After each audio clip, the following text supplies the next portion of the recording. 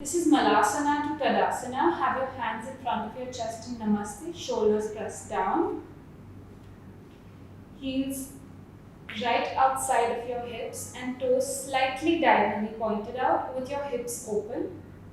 As you squat down, take 5 seconds.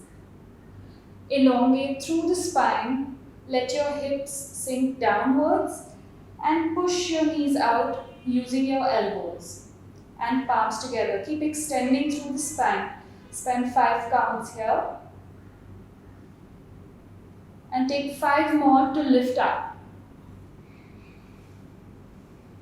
Squeeze the glutes. Bring the pelvis forward as you lift up. So from the side, it looks like this.